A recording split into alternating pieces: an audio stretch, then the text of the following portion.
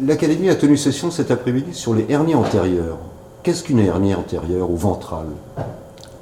Alors une hernie, c'est une déchirure dans la paroi abdominale.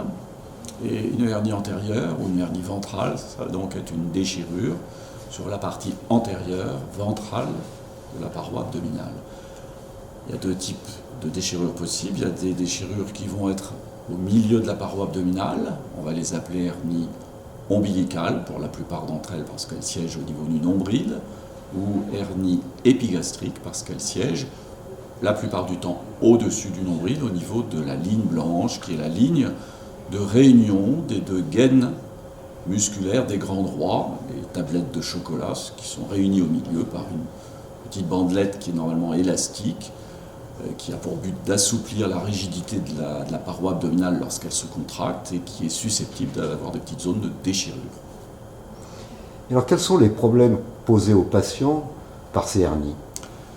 S'il y a une déchirure du contenant, le contenu va avoir tendance à s'extérioriser à travers la déchirure et cette manifestation va se traduire par une voussure qui va apparaître au niveau de la paroi abdominale. Cette voussure s'extériorisera essentiellement lorsque la pression abdominale augmente, c'est-à-dire lorsque le patient est debout, lorsqu'il tousse, lorsqu'il effectue des efforts de poussée, et à contrario, lorsqu'il s'allonge et que la pression intra-abdominale diminue, la hernie, si elle n'est pas compliquée, se réintégrera et la voussure disparaîtra.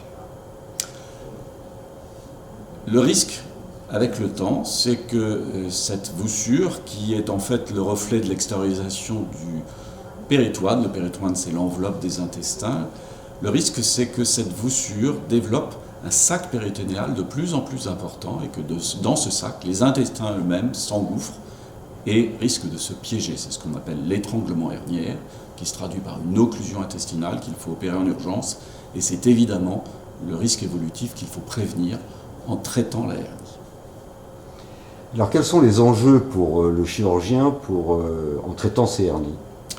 Les enjeux pour le chirurgien, c'est bien évidemment avant tout de rendre service à son patient immédiatement, c'est-à-dire avec une réparation herniaire qui va être fiable, adaptée aux considérations anatomiques de la déchirure, adaptée aux considérations anatomiques de la paroi abdominale de son patient.